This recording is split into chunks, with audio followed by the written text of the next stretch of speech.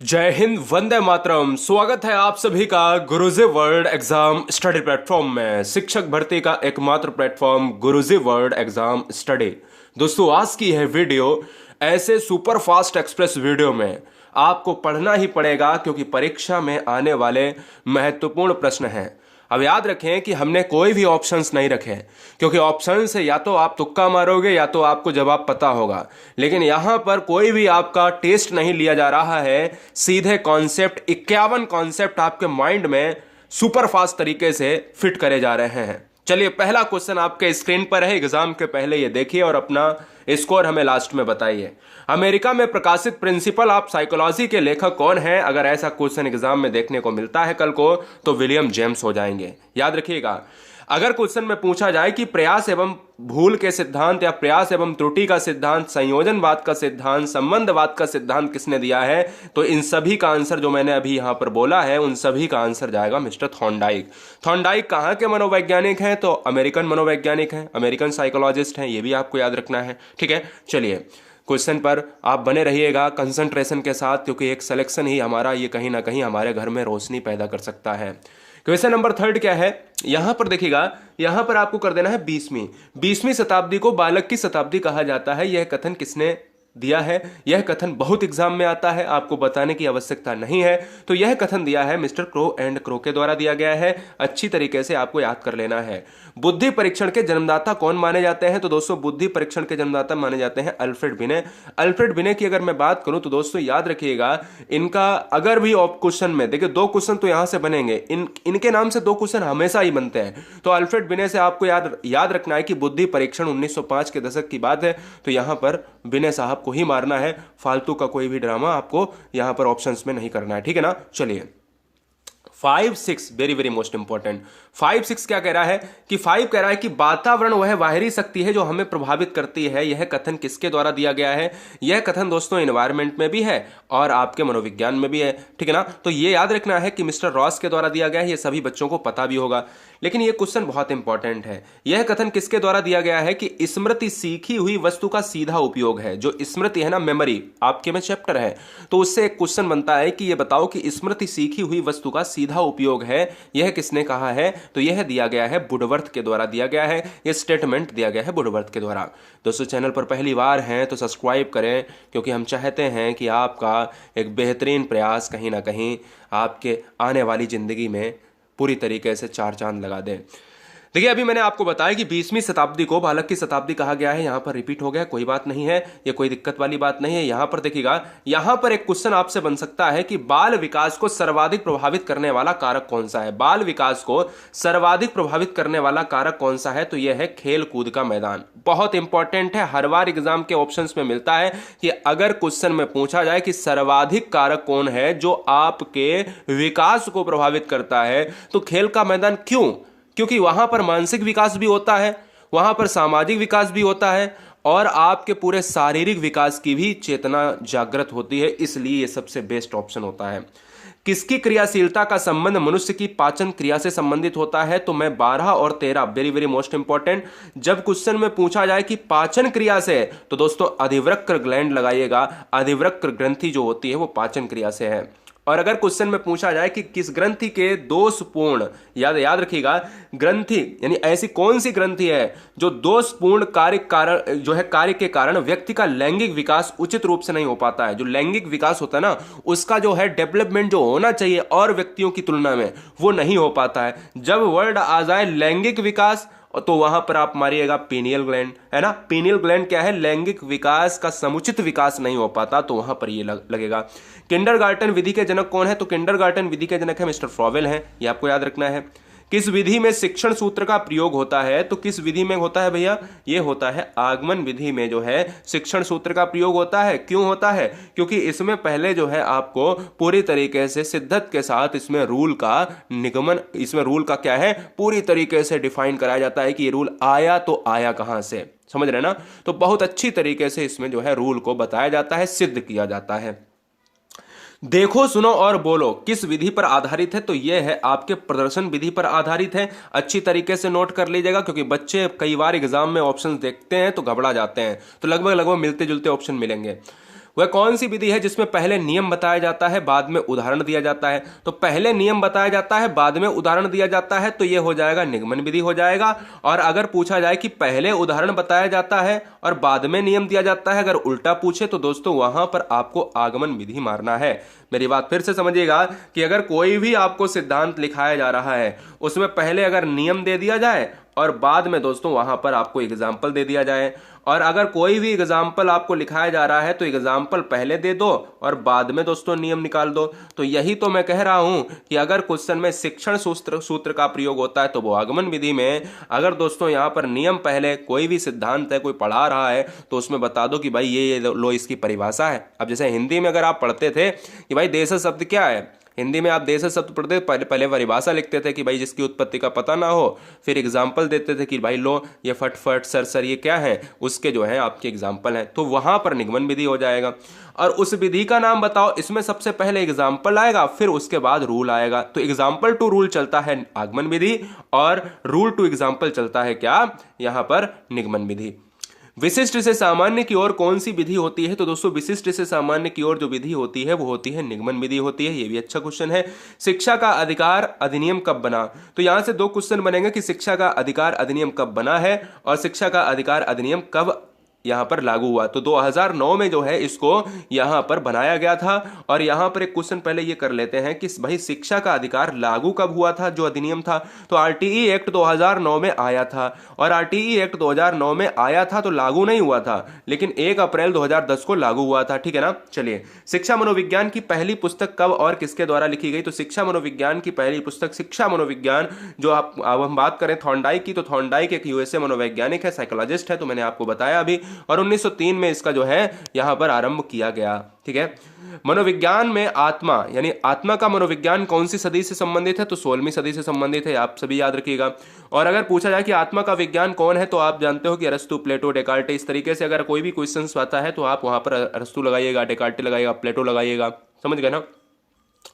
नए रचनात्मक कार्यों को सीखने पर कौन सा सिद्धांत बल देता है? तो नए रचनात्मक कार्यों को सीखने पर जो सिद्धांत बल देता है वो अंतर्दृष्टि का सिद्धांत बल देता है।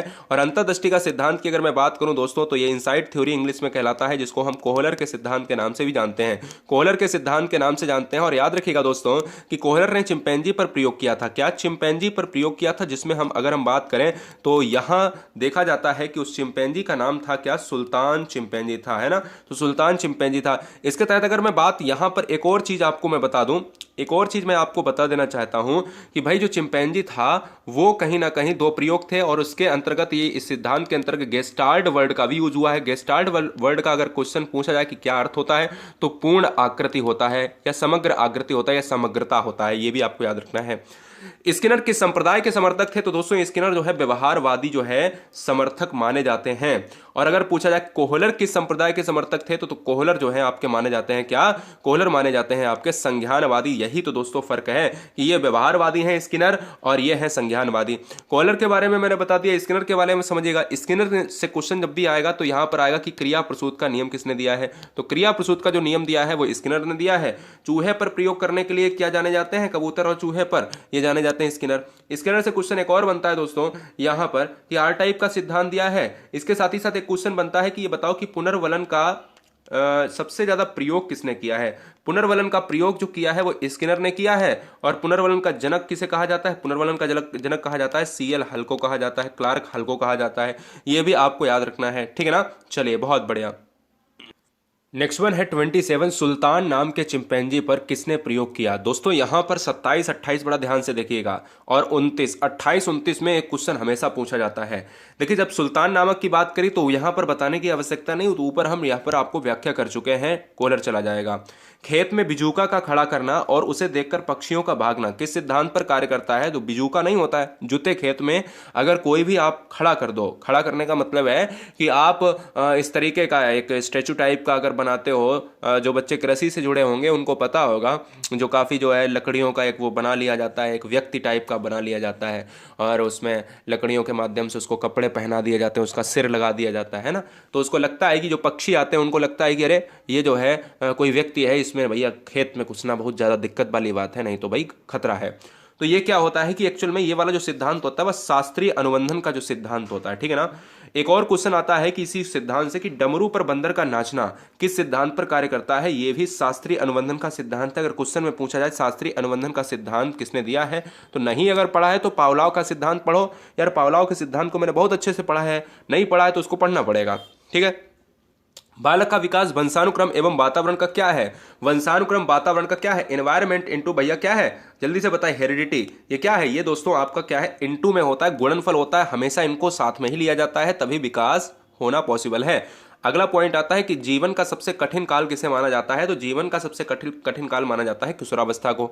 अगर क्वेश्चन में दोस्तों ये पूछा जाए कि किशोरावस्था की जो एज होती है वो कितनी होती है, तो किशोरावस्था की जो एज होती है ना दोस्तों, वो होती है, स्टार्टिंग तो होती है भाई कितने साल से, स्टार्टिंग तो होती है 12 से और चलती कब तक है, 18 साल तक। किशोरावस्था की बात अगर की जाए तो स्वर्णिम एज कहा जाता है। और याद रखना है कि दोस्तों किशोरावस्था में सबसे कठिन काल क्यों माना जाता है, क्योंकि बच्चा काफी जो है शारीरिक और मानसिक विकास से काफी टफ मार्क से गुजरता है। और यहां पर क्वेश्चन नंबर 32 कह रहा है कि दिवा स्वप्न एवं भाषा की के उपकरण की अवस्था कौन सी होती है। जब भी दिवा स्वप्न वर्ड यूज होता है तो वहां पर भी आप किशोरावस्था ही लगाइएगा।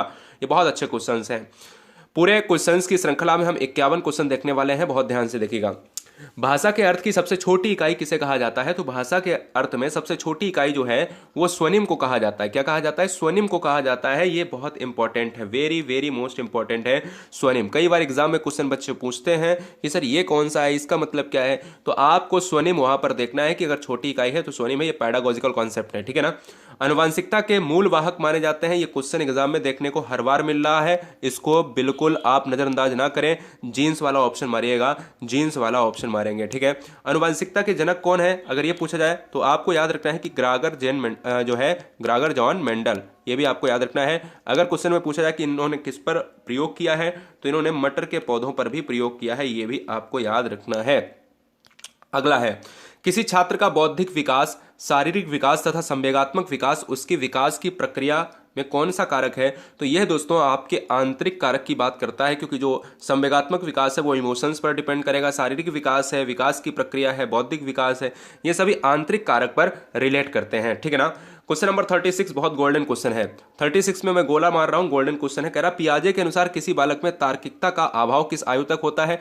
तार्किकता का अभाव का मतलब है कि जब बच्चे में चिंतन ना पाया जाए, जब बच्चे में तर्क ना पाया जाए, जब बच्चे में यहाँ पर कल्पना का अभाव होता है, तो ये सारी चीजें अगर एग्जाम में पूछी जाती हैं तो वो 7 वर्ष तक ये आपकी अभाव की स्थिति होती है। अगर क्वेश्चन में पूछा जाए कि पियाजे कहाँ के मनोवैज्ञानिक हैं, तो स्विट्जरलैंड के मनोवैज्ञानिक हैं।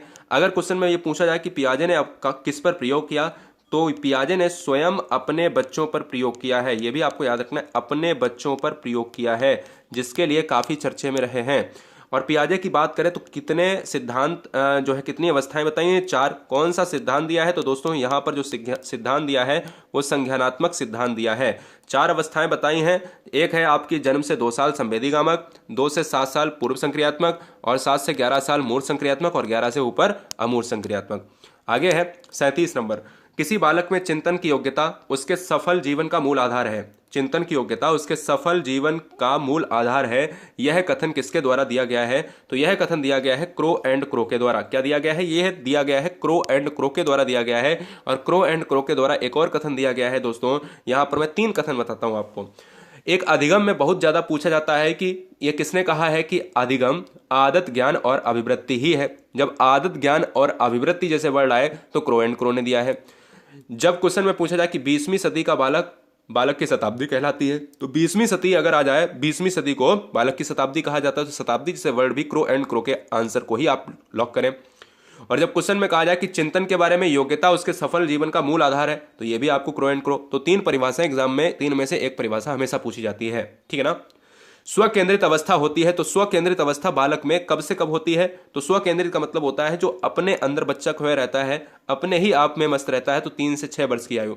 और इसीलिए आप कहते हो ना कि 7 वर्ष की आयु के अंदर बच्चा तर्क नहीं कर पाता है, पियाजे भी कहते हैं, ठीक है ना, ये भी आपको याद रखना है। 39 नंबर क्या है 39 कहता है उत्तर बाल्यावस्था का समय कब से कब तक होता है। तो उत्तर बाल्यावस्था का जो समय होता है, लास्ट की एज की बात कर रहा हूं, तो दोस्तों यहां पर 6 से 12 साल होता है, और इससे पहले होता है पूर्व बाल्यावस्था।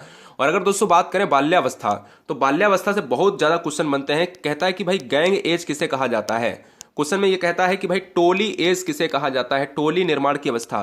क्वेश्चन में ये भी कहता है दोस्तों बाल्यावस्था की जो एज होती है वो कितनी होती है, 5 से 12 साल होती है, ये भी कहता है।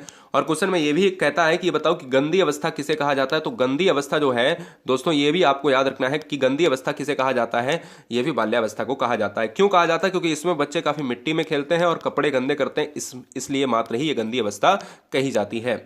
बालकों में सौंदर्य अनुभूति विकसित करने का आधारभूत साधन है। सौंदर्य अनुभूत करने के लिए अगर सौंदर्य अनुभूति होगी तो वो प्रकृति अवलोकन के द्वारा करेगा, ये भी बहुत इंपॉर्टेंट पॉइंट है।